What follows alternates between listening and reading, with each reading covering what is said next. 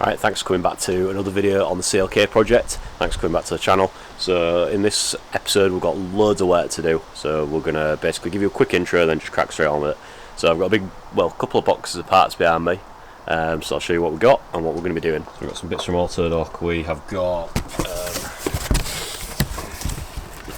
brake discs for the rears. That's just what's in there, brake discs for the rears. We've got service stuff, so oil filter, fuel filter, air filter, cabin filter, and some brake pads, and a few other little bits. There's some drop links in there for the front as well, and there's also some of the anti-roll bar bushes. We've also got some oil. We have got a refreshing drink and some Monster. And we've got two front control arms because the bushes on them are really bad. They're the upper. They come out from it. You'll see. They're the forward control arms. It's a weird terminology on these because they have two, and they're not really upper or lower as such, but yeah. So today's a Friday afternoon after work, and I'm going to crack on, start with the rear brakes just in case I need to get like any parts tomorrow first thing in the morning on Saturday from Euros or anything, if anything breaks or anything goes wrong, which it's me, so it might. We'll crack on with the rear brakes, shouldn't take too long, and then we're going to move up front, do the arms, and then hopefully we can get it aligned tomorrow, and then we're going to do the service. And it's well overdue a service because I can't remember the last time this was serviced on the paperwork, and I'm sure the guy said it was due a service when I bought it a couple of months ago. So yeah, needs doing, and I'll feel much happier when it's done. And there's a few little mounting tab bracket things I've got for the air filter that we'll put on while we're in there, but you'll see that when I get to that anyway. So without further ado, let's jack the car up, get it on some stands, and start with the rear brakes. I hate brakes, but we're going to do it. First, I'm just using the old discs and pad, putting a sort of pry bar in between there and opening the caliper up, and then fully sort of depressing the caliper back so that I don't have to do it later on. And you can do it this method if you're not reusing the discs and pads, obviously. And then you see me taking the pads out. Next, I'm just using a bit of persuasion, gentle love tap to loosen the actual caliper bolts. And then I'm just going to undo the disc retaining bolt, which actually came out, and I was really surprised by that. Then I'm just going to slacken the handbrake off via the adjuster, just so that I can pull the disc off. Take the caliper off, secure it with a zip tie, and then yeah, basically just take the disc off.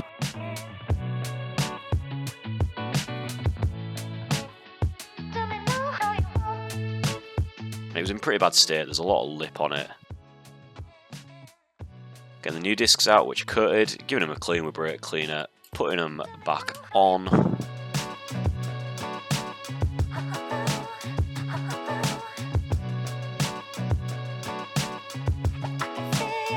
Checking that handbrake shoes aren't dragging, and then I'm just returning the caliper onto its proper place and tightening it up. I discovered one of the springs that retain the handbrake in place had absolutely grenaded itself, so I do need to get another one of them. But for now, we're going to put it back together, and we can just whip the disc off and replace that at another time. Next for the pads, I've got a new wear sensor, putting that into the correct pad and then putting the pads back into the caliper and around the disc after greasing them up a little bit.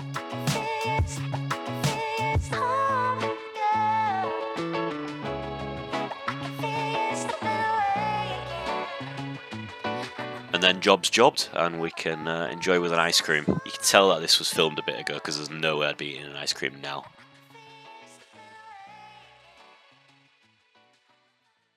Right, so as I mentioned, I just need the spring fitting kit for the rear. Right, I'm going to say it now in this footage. The car was reversed. It was this side. So rear passenger side. Alright, okay, we'll figure that out. So I need a spring for those, yeah, for that side. But now, we're cracking on with the bottom arms. So I've taken the under tray off, taken the drop links and the anti-roll bar off. I've got new bushes for these, and I've got new drop links. And we'll leave this to the side, and then we'll put this all in as a one, and we'll just buzz the anti-roll bar drop links off, put the new bushes on, and then that'll be one of the last things to go on just for the under tray. I'll just bang it all up as a oneer. So that's good, so I'll move that out of the way. And then what we need to do is it's alright taking it off, to be honest. It's more awkward putting it back on. So we're going to take this bolt off, this top one. It's like an E reverse bit, and then there's two 19s on the back of the strut that connect the strut to the knuckles. So yeah, this two 19s on the back, and then, well, I'll crack the bottom of the arm off first, and then the arm can come away, because at the minute it goes in from the top and the bottom of the strut, like the knuckle thing, is in the way. I'll crack these off as well, and then should just be able to come down. So I have measured, if I've done my job right, my commentary should say that I have measured from the middle of the hub to the bottom of the arch. So then when we're putting the new arm on, we'll jack it up to that height, and then we will torque it down, tighten it down, because if you don't, if you just, while it's hanging, obviously the arm's like dropped, if you torque the bush at this end, the elbow end, up, when you go like that, it's putting it under lots of strain already. So yeah, don't work out too well, so we're going to get on with this. Right, it's 8 o'clock and it's getting dark. Summer's over, boys. So we've got new arms in, just here. Everything's buttoned back up. Just need to tuck these wires away. And yeah, I'm just going to, like I said, quickly buzz these off, the drop links, and then change these bushes, put the actual anti-roll bar back up in place, and then reattach the drop links to between, like, obviously the suspension and the anti-roll bar once it's on the car, because that's easier. I can just jack that up a little bit and put it into place. So yeah, quickly do that, and then we'll be done for this part. And then tomorrow I'm just going to get the handbrake springs, like I say, the handbrake shoe springs for that side, and we'll sort that out. It shouldn't take too long, sort of half an hour maybe. And then we're going to do a service, and then that'll be it. They'll be ready for MOT. It's due in 30 days, so can't see any other bushes under there that are too perished, or the back, so fingers crossed. Probably need to get some new wiper blades as well. We'll sort that. Okay, so next day here. So I ended up finishing up last night. I thought it was just going to be 5 minutes after I spoke to you guys, but the drop links obviously decided to get stuck on the anti-roll bar. Normally I just put the gun on and just gun them off. It was spinning, so I thought, okay, I'll counter hold it on the, it's like a 7mm I think. That's actually on the shaft, the threaded part. Just rounded. Tried to get mold grips on, nah. So angle grinder came out, got cut off. And yeah, we got the new ones back on, and of course the anti-roll bar bushes were wrong, because Autodoc seem to think that they're a completely different shape than they actually are. They did this on my wife's C-Class, but you know what, mine were fine, and it was like a £2 part, so I can't be asked complaining. I just binned them. At that point I'd just given up. I was like, nah. So I left the car up in the air and left the under tray off, because I figured I'm just going to crack straight on with it this morning. So I've just had it running for a bit. It's not fully at temperature, but it's like halfway, so it'll be enough to get the oil out. So I'm going to pull the oil, and then, yeah, fill it back up with oil, and put a new filter in. Then I can drop it, and then I can just do the air filter, cabin filter, etc. And we should be good to go. Just quickly do the handbrake springs, and then we're good. So today, hopefully, pretty straightforward. But I've said it now, so let's touch wood. These are my last pair of gloves as well, so I've got to not rip these. So got the essentials, and let's go.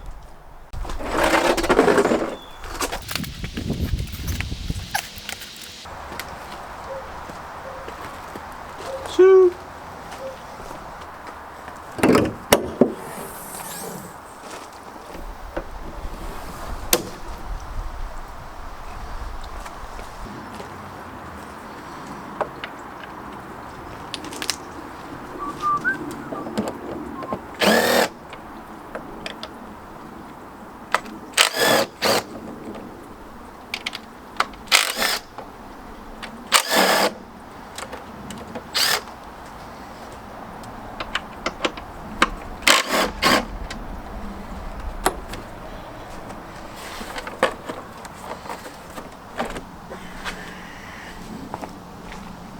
Alright, got the best tool of all time for this. Should really buy one of the oil filter sockets, considering this and the C-Class are the same. And I've done this loads without actually buying one, but I always leave it too late and then remember and think, I should have bought one of those though. Hopefully I can manage to just get enough on it to wind her off.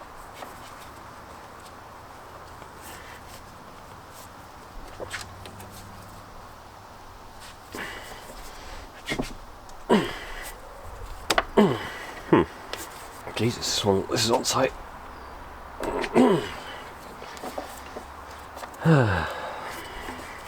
Very tight. Alright, well, Nowhere has a 14 flute, 74.5mm chain wrench in stock, chain socket in stock. That's the only time I envy Americans, when they can just go to any, you see these build series, they go to any auto parts store and they'll just get anything, literally anything. So we're going to try this first. I've got a chain one somewhere that I can't find, so I bought another one. But I bought this first. Hopefully we can avoid marking the, the thing. So we'll try this first. Not got much hope for this. See how this works.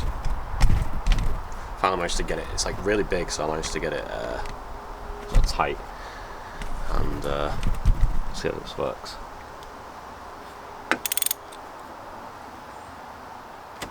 I mean,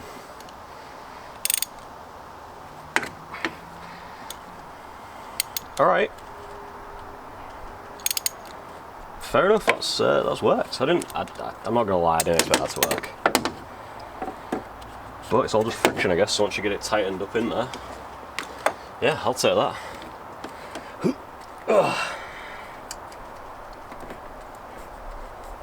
Cool. Okay.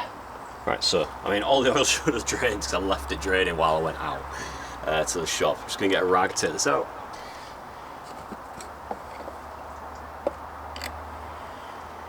I'll take this over to the council workbench.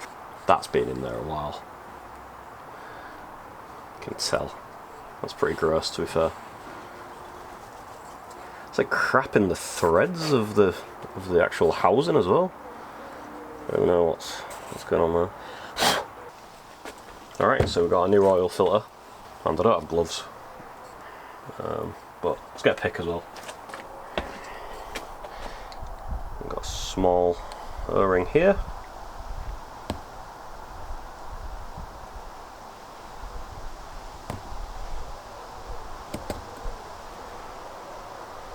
Medium one here.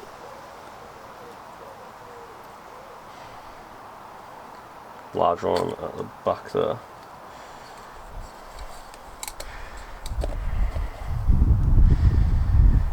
And the oil filter itself. That smells like really bad burnt oil. Right, just wipe this a bit. New O-rings.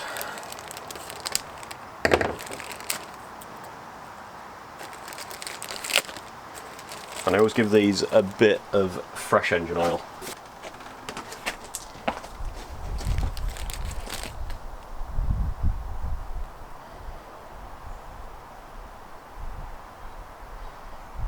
Give that a freshie.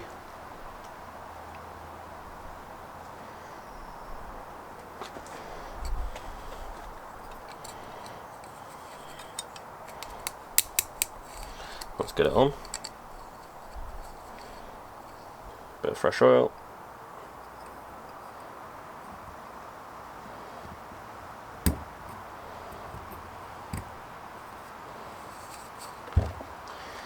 Tiny one.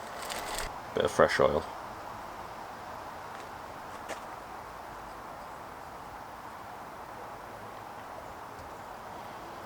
New filter.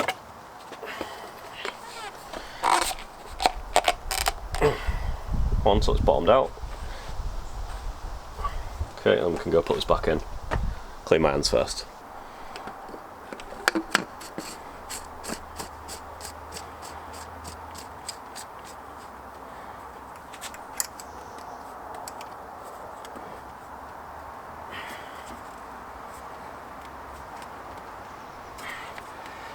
Okay, that's bottomed out. I'm just going to give it a tiny final nip up with this thing.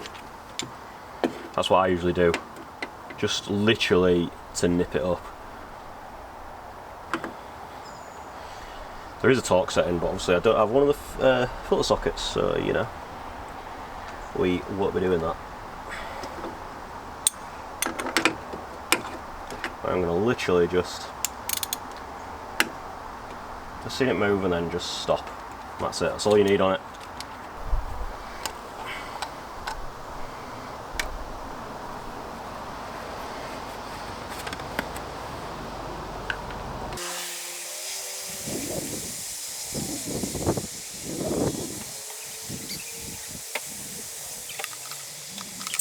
Because I've ran the engine, it said okay, and then I ran the engine, and then you've got to wait for a bit, so I'll do that and then I'll check. So now I'm going to take the fuel filter out, and that is just there.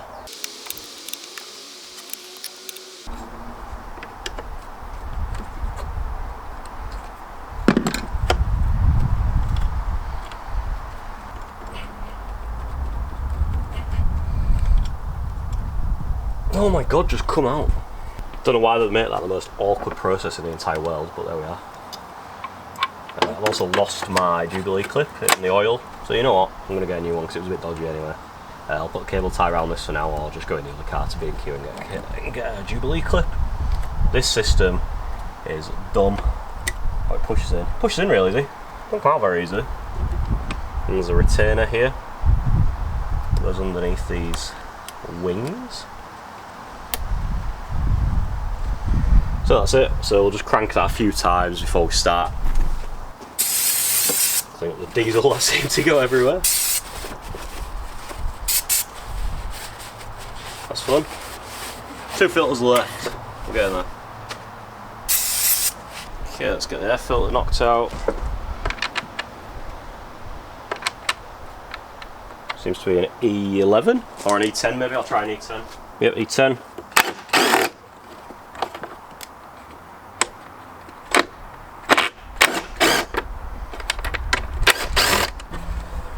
Okay, and I can just move that out of the way enough to get the air filter inside.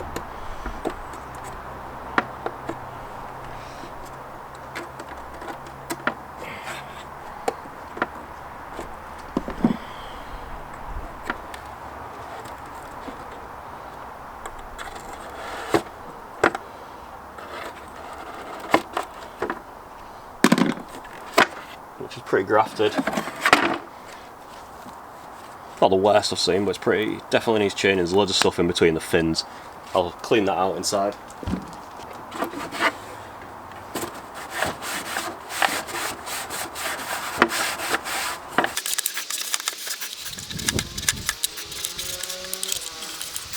Okay, get the new filter.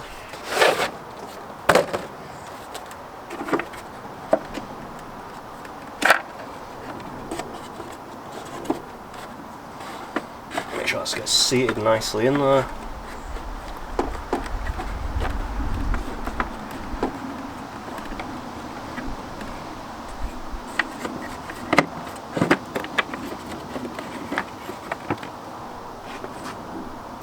Get those tabs back in at the bottom.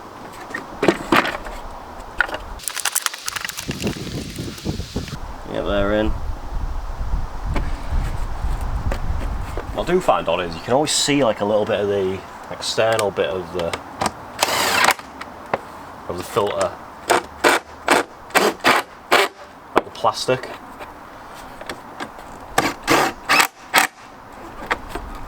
The pink like foam around it, but I suppose that's sealing anyway. That's a seal. That's like a gasket sort of thing.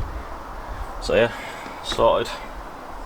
And on the subject of the air filter, the housing connects to the rest of the engine with these, and they are broken.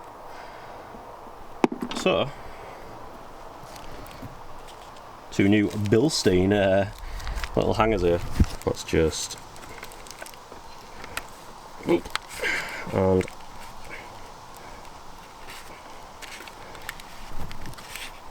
boop.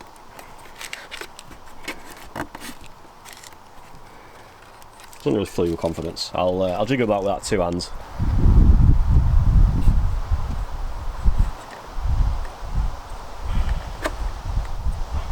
Well, they're on. That's good. That shouldn't shake around too much anymore. It says. Whatever. It's how it is.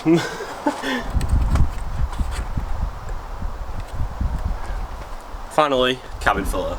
The cabin filter on loads of these Mercs is located underneath this like battery cover thing. So you just take this.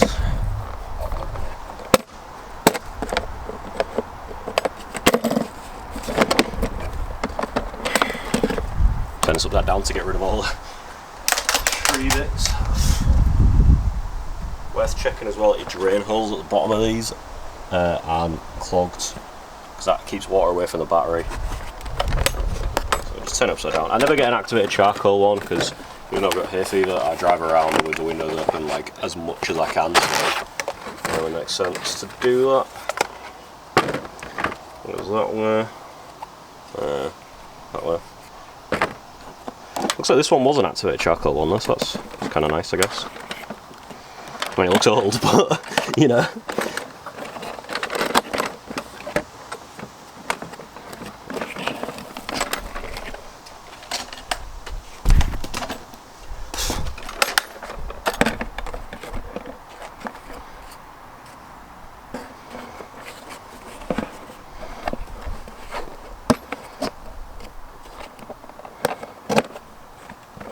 Boom, boom, boom.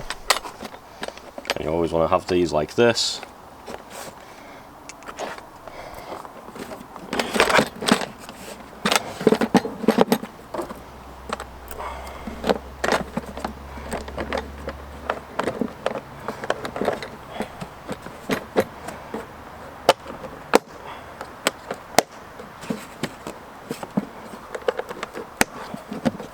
Marry those back up. Looks a bit low, that.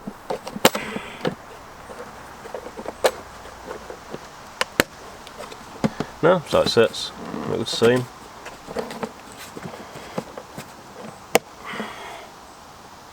Cool. What's this? A little plastic, interesting. Yeah. And we are service. Alright, now time for the bit that makes everyone panic. When your car doesn't start. Oh god, go away. When the car doesn't start. After you've changed fuel filter.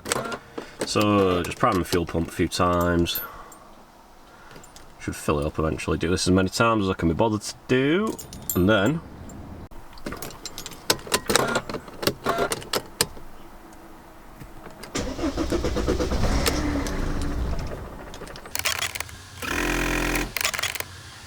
so everyone panics now, thinking, oh, my car ain't starting.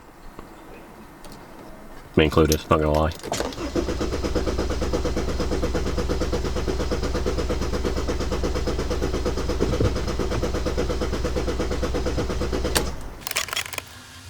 It takes so much longer on this CLK 270 than it does on the C220.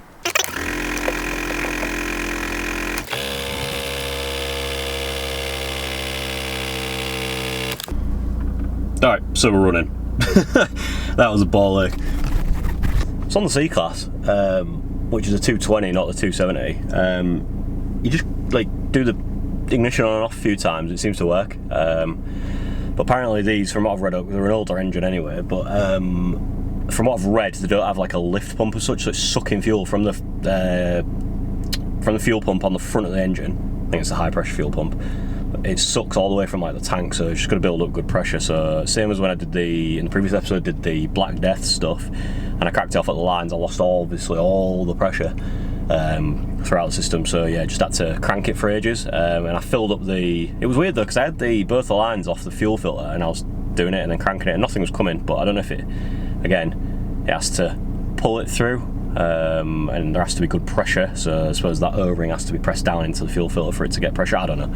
But it's running. And engine management light for a second, which I cleared a few times, it didn't seem to go, but then I did the throttle. It was for the throttle, when I scanned it, it was a throttle position sensor. But when it was when I was desperate, it was cranking, I was like smashing the accelerator, like come on, even though in an old school cable throttle. But anyway, did the throttle adaptations, read up on that if you want. It resets all the learning that the gearbox and the throttle and everything's done. So I did that and then cleared the code and it seems to go, so yeah. I've just done the handbrake shoes. It absolutely started whizzing it down YouTube. And I had to run in and out between rain, so I literally just bent the backing plate was a bit corroded. It's meant to have a little hole like that where the springs go in and keep the handbrake shoes on, but I just bent the tabs a bit so they were longer on the springs, so it had more of like a reach since the hole was like a bit rusted out. And then yeah, just put it in, it seemed to work. So probably hear a grinding noise as soon as I start driving, but yeah, I'm just gonna go to the shop now, get some bits for tea and that, so hopefully it should be alright. And if it is, then, touch wood, then we've crossed a lot of jobs off, and from the next episode we can start doing fun stuff. You know, daft little bits, putting out a little touch on the actual appearance of the car, because I've had it for a couple of months and I've done loads and loads of work, but it just looks the same from the outside. We can't have that. I've been very sensible and waited. You know, the first thing I bought wasn't coilovers or, you know, body kits or this or that. So yeah, it deserves some love cosmetically, so let's go with that. So if you're excited to see that, thank you for sticking through all the wrenching, as the Americans would say, and yeah, thanks for coming back, and I appreciate your support. Please subscribe if you enjoy this content. If you like the CLK platform, the W209, there's lots more to come. So yeah, thank you very much. I'll see you in the next one.